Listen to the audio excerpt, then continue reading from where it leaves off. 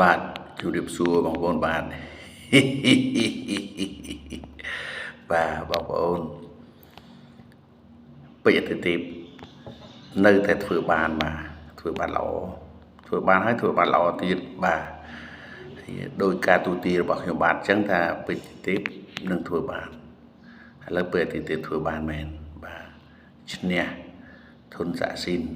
ហើយធ្វើតាមការសន្យាយកប្រាក់រង្វាន់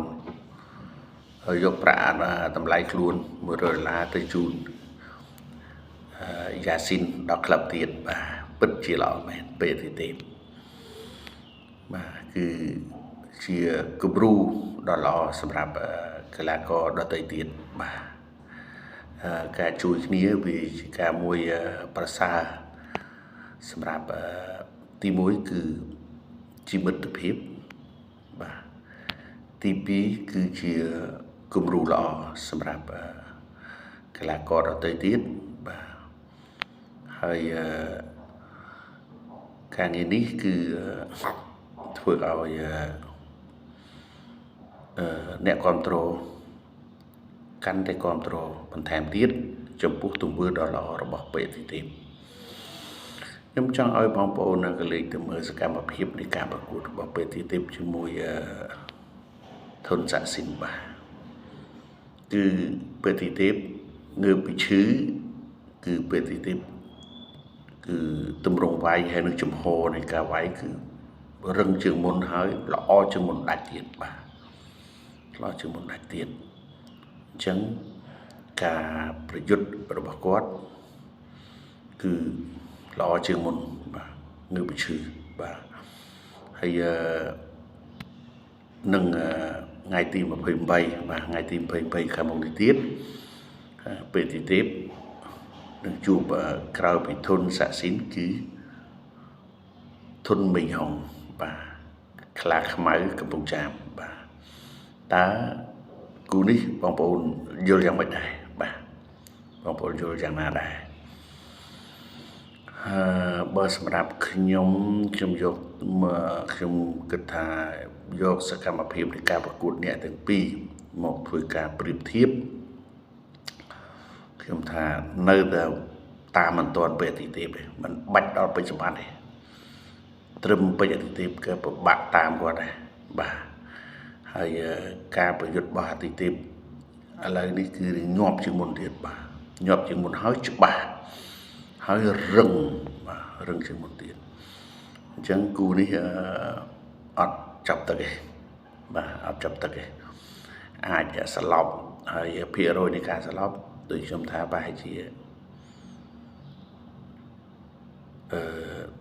ធុនមីហុងបាទធុនមីហុងអាចស្លាប់នឹងកណ្ដាប់ដៃរបស់ពេទ្យទេពបើសិនជាហាត់មិនដល់ដោយធុនសាក់ស៊ីនបាទធុនសាក់ស៊ីនគាត់តាន់ដែរហើយតែគាត់អស់គាត់ហាត់អត់ដល់លើទេពហាត់អត់ដល់ដោយពេទ្យទេពហើយធុនមីហុងគឺខ្ញុំគិតថាប្រហែលជាអាចនឹងសន្លប់លើកណ្ដាប់ដៃពេជ្រទេពនេះដែរបាទ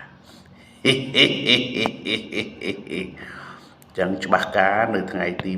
28យើងនេះគឺធុនមីហុងជួបជាមួយពេទ្យទេពខ្ញុំគិតថាលទ្ធផលគឺពេជ្រទេព60ធុនមីហុងបានតែ40បាទហើយគូនេះគឺស្លាប់100%គឺធុនមីហុងអ្នកស្លាប់ចុះចំពោះបងប្អូនវិញតើបងប្អូនយល់យ៉ាងណាដែរធម្មតាទេកីឡាតល្អដូចគ្នាអ្នកណាធន់ជាងអ្នកណារឹងជាងហើយអ្នកណាញាប់ជាងបាទគឺអ្នកនឹងទទួលជ័យជំនះហើយបាទសោកស្ដាយដែរធុនសាក់ស៊ីនដែលគាត់ចាញ់ពេទ្យទេពដោយការកម្លាំងបាទកម្លាំងធុនសាក់ស៊ីនចាញ់កម្លាំងពេទ្យទេពបាទអញ្ចឹងសរុបសេចក្តីមកការប្រកួតរវាងធុនសាក់ស៊ីនជាមួយពេទ្យទេពត្រូវតាមការទូទារបស់ខ្ញុំគឺពេទ្យទេពឈ្នះហើយថ្ងៃ28នេះ យើងចាំតាមដានទាំងអស់គ្នាមើលថាតើ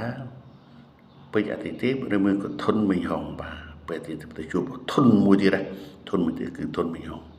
បាទអញ្ចឹងលទ្ធផលពីរនាក់នេះថ្ងៃ28ខ្ញុំទូទាយថាលទ្ធផលនឹងបានទៅពេជ្រអាទិទេពបាទដូចខ្ញុំថាអញ្ចឹងអ្នកណាប្រឹងហាត់ជាងគឺអ្នកហ្នឹងនឹងទទួលលទ្ធផលហើយបាទសូមអរគុណសូមជម្រាបលាបាទ